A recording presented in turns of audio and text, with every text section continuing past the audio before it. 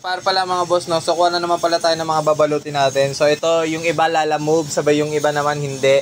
So isasabay natin sa ship out yung mga hindi lalamove. So bukas, so ayan, kuha na to.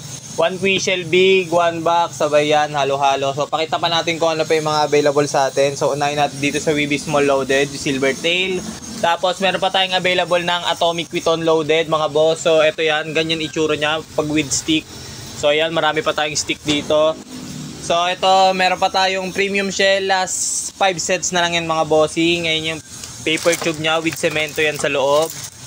Tapos ito pa yung isang batch ng Weeby Small Loaded natin, Silver Tail. Sabay sa crying cow natin mga boss. Medyo paubos na rin to. Ewan ko kung makakakuha pa tayo ng stock.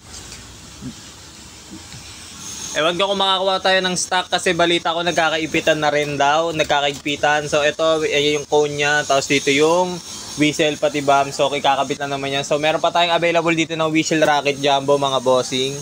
Sobrang laki niyan kung makikita nyo sa kamay ko. Tapos ito naman sa whistle big. Yan, size difference. Tapos pag dinikit natin sa small na item, so ganyan siya kalaki mga boss. Para makita nyo yung size difference. Ito ang small, ito ang big, at ito ang jumbo mga boss. Yan. So, ayan, kung didikit naman natin tong Atomic Quiton natin na loaded, ganyan naman siya kalaki. So, ayan, para makita nyo yung size difference mga boss. So, ayun pa, ito pa yung mga available. Meron pa tayo whistle, pati quishel. So, ayan.